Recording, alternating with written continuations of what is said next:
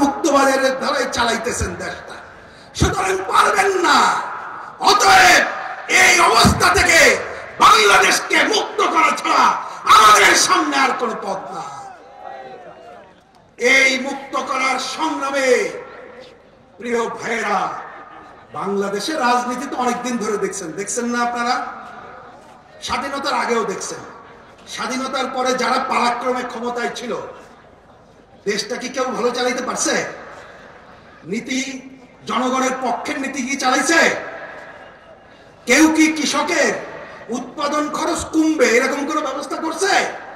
এইবারের তো সারের দামে সেরাবের অবস্থা, কীটনাশকের দামে যাচ্ছে তাই অবস্থা, উৎপাদন খরচ বেড়ে গেছে। আগেও তাই ছিল। শ্রমিকের ন্যূনতম মজুরি কি কেউ নিশ্চিত করেছে? সবার স্বাস্থ্য শিক্ষা কি কেউ গ্যারান্টি দিয়েছে? দেয় নাই। তাহলে ওদের কাছ থেকে আশা করে লাভ নাই। নানা ছলে বলে কৌশলে আবার যদি তারা ক্ষমতায় আসে, তাহলে কি মানুষের মুক্তি হবে? হবে? হবে না। একটাই পথ, লাল ঝান্ডার পথ, লাল পতাকার পথ, কংগ্রেসদের পথ, বামপন্থার পথ। এই যে দীর্ঘ সংগ্রাম হলো, আমি চ্যালেঞ্জ করে বলি, একমাত্র বামপন্থী প্রগতিশীল দল এবং ব্যক্তি ছাড়া নীতিনিষ্ঠ অবস্থানে আর কারা ছিল? অন্য কোন নাম কি বলতে পারেন? পারবো না। অতএব আজকে এই নীতিনিষ্ঠ শক্তি, আমরা সারা বাংলাদেশকে, মানুষকে যদি মুক্ত করতে চাই, ওই রাজপথের সাথে সাথে ক্ষমতায় যাওয়ার কাজটিও আমাদের করতে হবে। আসুন সেই লক্ষ্যে আমরা আমাদের কাজকে অগ্রসর করি।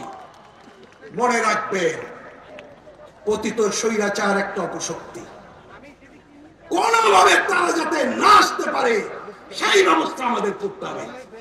একই সাথে ৭১-এর ঘাতক চক্র, সাম্প্রদায়িক চক্র মুক্তিযুদ্ধকে নিয়ে বিতর্কিত করে, ৭২ সালের সংবিধানকে কবর রচনার কথা বলে। এই অপশক্তি সম্পর্কে সতর্ক থাকতে হবে। আমরা পরিষ্কার ঘোষণা দিয়েছি, স্বৈরাচারকে আমরা আসতে দেব না, সাম্প্রদায়িকতাকে মাথা চাড়া দিয়ে উঠতে দেব না। বৈষম্য মুক্ত বাংলাদেশ গড়ার সংগ্রামকে এগিয়ে নেব। মনে রাখবেন, এর বাইরে আর এক বড় অপশক্তি আমাদের পাশের আধিপত্যবাদী এবং সাম্রাজ্যবাদী দেশ। তারা বাংলাদেশের উপরে আধিপত্য বিস্তার করতে চায়। আমাদের জাতীয় সম্পদ, আমাদের ভূ রাজনৈতিক কারণে অঞ্চলে প্রভাব বিস্তার, তার জন্য তারা চায় দুর্বল সরকার। আর বহু আগে তো আমাদের ৯০ দশকে এমন ফন্দি কাটছে, ক্ষমতায় যে থাকবে তার লোক, ক্ষমতার বাইরেও তার লোক, দ্বিদলীয় ধারায় বাংলাদেশকে তারা নিয়ে